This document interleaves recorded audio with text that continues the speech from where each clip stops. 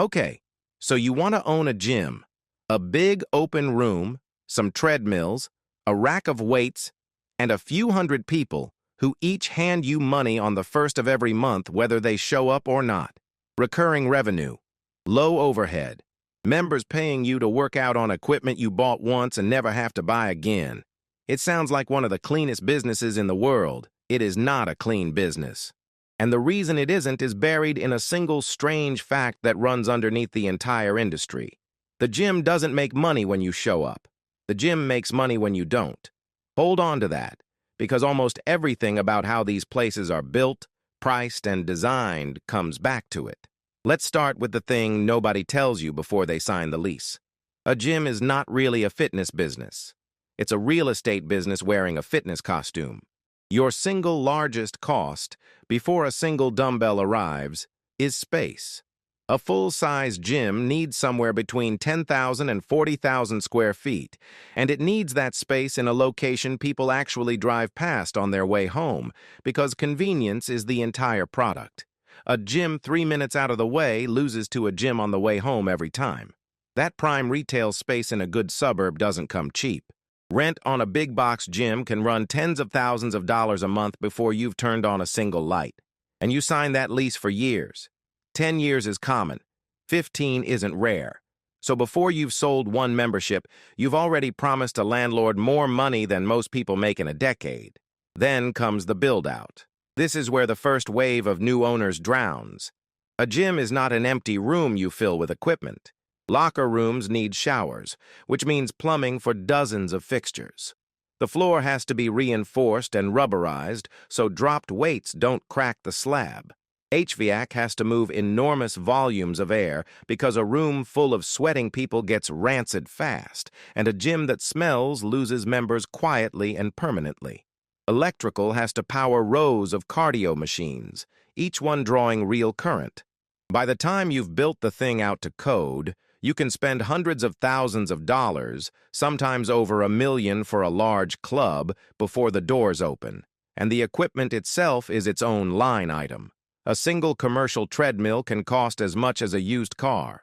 A full floor of cardio, strength machines, free weights, and racks can run 6 figures on its own. So here's the first thing to understand about owning a gym.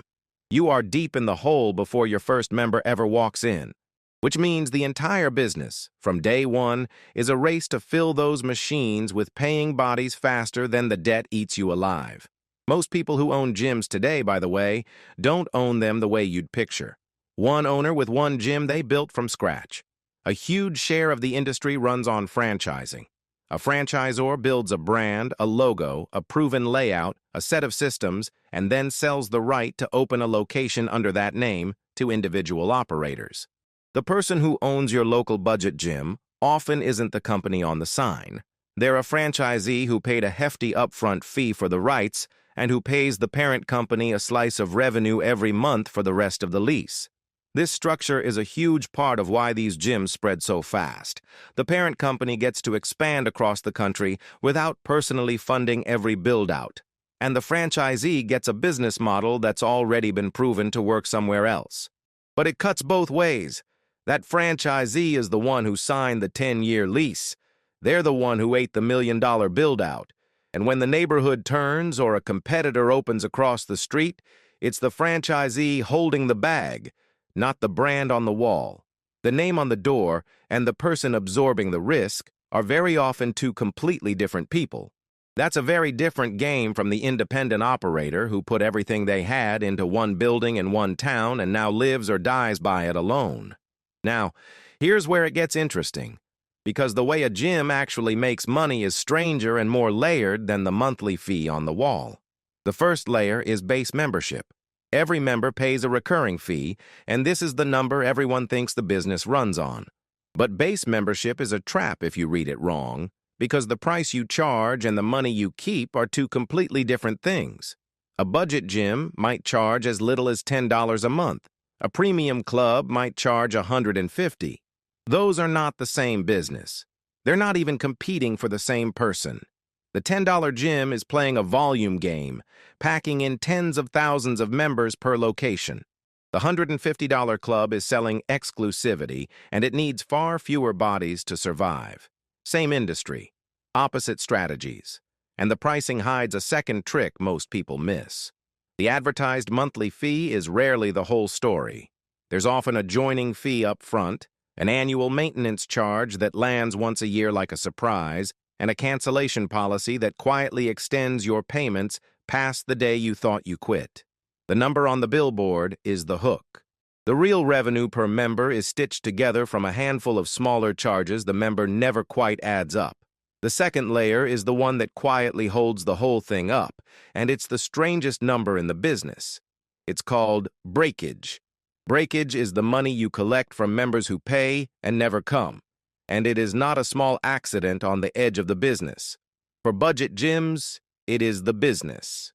A large budget club might sign up 6,000 or 7,000 members into a space that could physically only hold a few hundred people at once. If all of them showed up on the same Monday in January, the fire marshal would shut the place down. The entire model depends on the fact that most of them won't. Industry estimates have long suggested that a large share of members visit only a handful of times a year, or effectively never, while their payment clears automatically every single month. That gym membership sitting unused on your bank statement isn't a failure of the business.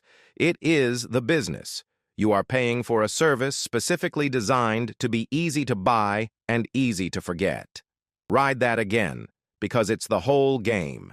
Every other business on earth wants its customers to use the product. The budget gym is one of the few that quietly prays you won't. If everyone used what they paid for, the model would collapse under its own weight. The third layer is where the real profit often hides. Ancillary revenue. This is everything that isn't the membership. Personal training is the big one, and in many gyms it out-earns the memberships entirely. A trainer sells sessions at a premium, the gym takes a large cut, and a member on a training package pays several times what a normal member pays and shows up far more reliably. Then there are the small streams that add up, supplements and protein shakes at the front counter, branded apparel, tanning and massage chairs in the budget clubs, class packages, day passes, locker rentals, vending. None of this is in the picture most people have of owning a gym. But for a well-run club, this pile of extras can be the difference between a business that limps and one that thrives. There's a counterintuitive detail hiding inside that training math worth pausing on. A personal trainer occupies almost no dedicated real estate. They use the floor that's already there, the equipment that's already bought. During hours, the gym is already open and paying rent regardless. So every training dollar comes in on top of costs you're already carrying. The member paying $10 a month is barely covering their share of the lights. The member paying for 3 training sessions a week is pure oxygen, which is why the friendliest, most attentive staff in the building are almost never at the front desk. They're the ones walking the floor, learning your name, and gently asking how your goals are going. There's a second reason the smart operators pour energy into classes and training, and it has nothing to do with the direct revenue. It's retention. A member who comes alone, plugs in headphones, and lifts in silence has no reason to stay when a cheaper gym opens down the road. But a member who's in the Tuesday spin class, who has friends in the room, who feels seen when they miss a week, is bound to the place by something a competitor can't easily copy. Community is the stickiest product a gym sells. The classes might barely break even on their own. What they're really doing is lowering churn, and lower churn is worth more than almost any single line of revenue in the whole business. The gym that turns members into regulars and regulars into a tribe has quietly solved the one problem that kills everyone else.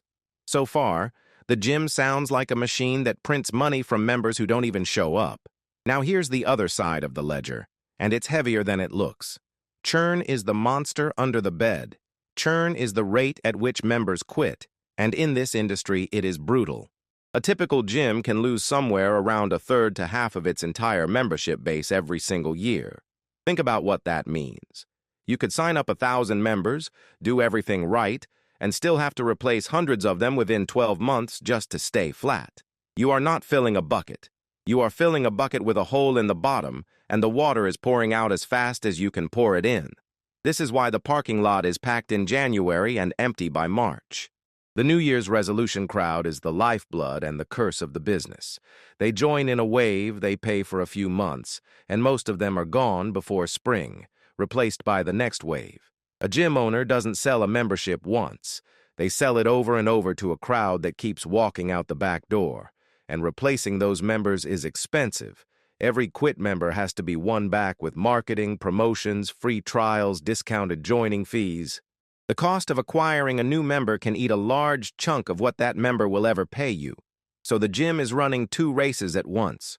Bring bodies in the front door faster than they leak out the back, and do it for less than they're worth before they quit. Lose either race and the whole thing tips over. And there's a cruel piece of math tucked inside that. A member who joins and quits in 3 months may never pay you enough to cover what you spent to get them in the door. The discount you offered to hook them, the free week, the waived joining fee, the ad they clicked, all of that has to be earned back over months of payments. Quit too early, and that member was a loss, not a gain. Which means the members who actually make you money are the loyal ones who stay for years, and the loyal ones are the rarest thing in the building. The whole business tilts on a small core of long-term members quietly subsidizing the churning crowd that cycles through and vanishes. Then there are the fixed costs that don't care how many members you have. Rent, we covered. But utilities on a building this size are enormous. All that HVAC moving air, all that hot water for the showers, all that electricity for rows of machines running 14 hours a day. Staff wages for front desk, cleaning, trainers, and managers. Equipment maintenance, because machines used by thousands of strangers break constantly, and a broken machine is a member's excuse to cancel. Insurance, which for a place where people lift heavy objects and occasionally get hurt is not cheap and keeps climbing. Cleaning supplies and the labor to keep the place from smelling like a locker room, because cleanliness is one of the top reasons people stay or leave. And here's the detail that catches new owners off guard. Almost none of those costs shrink when members stop showing up. The lights stay on for an empty gym exactly as they do for a full one. The rent doesn't drop because it's February. The trainers on salary still get paid, so when membership dips, revenue falls, but the cost floor barely moves. That gap is where gyms bleed. A club can look busy, look successful, look packed at 6 p.m. on a Tuesday, and still be losing money every month because the cost floor is set to the size of the building, not the number of people using it. And here's the trap almost nobody sees coming until they own the place. A gym can be full of members and still be dying. This is the counterintuitive part. It's not about how many people signed up, it's about how many are actually paying, at what price, and for how long. A gym might have 3,000 names in its database and feel healthy from the outside. But if a growing share of those members are on discounted promo rates, frozen accounts, or free trials that never converted, and if churn is quietly climbing, the real cash flow can be far weaker than the headcount suggests. Members are not the same thing as revenue. That distinction is exactly where a lot of gym owners walk off a cliff they never saw. Before we get to how gyms actually die, it's worth understanding something the smartest operators figured out long ago, because it explains almost everything about how these buildings are laid out. A gym is designed deliberately down to the position of every machine. Walk into almost any big club and notice what's near the entrance. It's usually the cardio, the treadmills, and bikes, often facing big windows or mirrors. That's not an accident. The people on cardio are the easiest to keep, the most visible, and putting them up front makes the gym look busy and alive to everyone walking in. The heavy free weights, the intimidating stuff, gets pushed to the back, out of sight of the nervous newcomer who might be scared off. The juice bar and the retail counter sit right at the entrance, in the path everyone crosses on the way in and out, exactly where impulse purchases happen. And the layout is built to make you walk past the personal trainers, past the class studios with their glass walls, past everything the gym would love to sell you beyond the $10 membership. But the real design masterpiece isn't the floor plan, it's the contract. For years, a whole segment of this industry was built on making membership frictionless to join and quietly difficult to leave. Sign up online in 2 minutes. Cancel only by mailed letter or in person or with 30 days notice during specific hours. That friction isn't a customer service failure. For a long time, it was the design. Every extra day a forgetful member stays subscribed is another payment cleared. The easy sign-up and the hard cancel were two halves of the same machine, both engineered around the same core fact. The gym profits from your inertia. Now, here's the structural risk that runs through this entire business, and it's best explained through what actually happened to the industry. For decades, the big box gym ruled. One large building, everything under one roof, a low monthly price, and thousands of members, most of whom never came. It was a beautiful machine. Then two things hit it. First came the boutique wave. Studios that did one thing, cycling or lifting or a branded class, and charged premium prices for it. Members who once paid $10 and never showed started paying $30 a class and showing up religiously. The boutiques peeled off exactly the engaged, higher-spending members the big boxes wanted and left the big boxes with a heavier concentration of the price-sensitive crowd. Then came the aggregator apps, which let a single subscriber bounce between dozens of studios without committing to any one of them, turning loyalty into a commodity and squeezing the studio's margins in the process. And then came the event that showed everyone how fragile the whole thing really was. When the world was forced to stop gathering indoors, gyms were among the first businesses closed and among the last allowed to reopen. Overnight, revenue went to zero, but the rent didn't. The lease didn't pause because the doors were locked. The equipment loans didn't forgive themselves. A business built on collecting monthly payments from people who don't show up discovered, brutally, what happens when the people who do show up can't come either, and the ones who don't show up finally have a reason to cancel. Chains that looked invincible filed for bankruptcy. Some of the largest names in the industry, companies with hundreds of locations and millions of members, ended up in court restructuring their debt, closing clubs, and walking away from leases they could no longer feed. The machine that ran so beautifully on inertia found out that inertia cuts both ways. The same forgetfulness that quietly paid the bills for years became a stampede for the exit, the moment members had both a reason and a way to leave. And that's the deeper lesson hiding in the wreckage. The gym's greatest strength and its greatest weakness are the same thing. It runs on people not paying attention. When times are good, that inattention is a river of easy money. When something jolts those members awake, a price hike, a shutdown, a competitor, a tightening budget, that same inattention reverses into a wave of cancellations, and it happens far faster than new members can be found to replace them. A business built on people forgetting their customers is fragile in exactly the moment they remember. So let's put the whole thing together the way an owner actually lives it, across two very different years. In the good year, you sign a wave of new members in January and convert a healthy share of them into people who actually use the place, because used members renew and unused ones eventually quit. Your personal training program hums, filling the hours and bringing in revenue on top of rent you're already paying. Breakage quietly does its work, thousands of members paying for a service they've forgotten they have. Churn stays manageable because the place is clean, the machines work, and the staff know names. The supplements sell, the classes fill, the day passes trickle in. Revenue climbs above your fixed cost floor and stays there, month after month, and the debt you started with slowly shrinks. This is the outcome that turned a handful of gym operators into national chains worth billions, franchising a model that profits most from members who barely use it. In the bad year, a boutique studio opens down the street and skims your most engaged, highest-paying members. Churn creeps up. Broken machines sit unrepaired because cash is tight, which gives more members a reason to quit, which tightens cash further. You start discounting to fill the gap, so the members you keep are paying less than the ones who left. The New Year's wave still comes, but a smaller share of it converts, and by March the floor is emptier than last year. Rent, utilities, insurance, and wages keep arriving on the first of every month exactly as before, indifferent to your head count. The cost floor doesn't move. The revenue does. and a business that was profitable at 1,000 active members can be underwater at 800, even though the building looks nearly as full. And the cruelest part is how quietly it happens.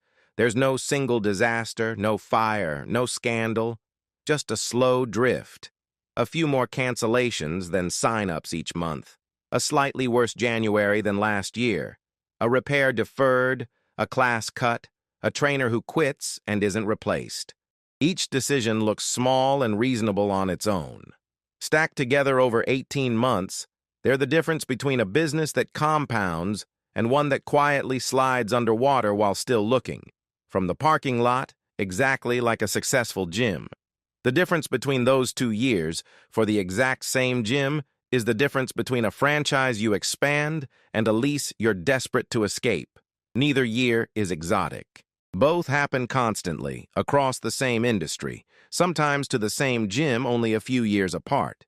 A club can ride the good version for a decade, packed and profitable, and then slide into the bad one when a competitor opens, or the neighborhood shifts, or the economy tightens and people cut the membership they weren't using anyway. The building didn't change. The equipment didn't change. The economics underneath it did. Because here's what a gym actually is, underneath the mirrors and the machines. From the outside, it looks like a room full of equipment you rent out by the month. From the inside, it's a subscription business running on human psychology, where your best customers are often the ones you never see. Your worst enemy is the quiet drift of people canceling, and your survival depends on a strange balance between selling access to people who'll use it and people who won't. You're not really selling barbells and treadmills. Anyone can buy those.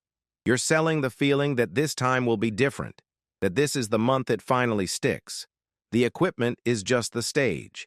What members are really paying for is their own intention, their own hope, renewed on the first of every month. And the gyms that win are the ones that understand they're not in the business of fitness at all. They're in the business of selling a promise people make to themselves and quietly profiting from how often that promise goes unkept.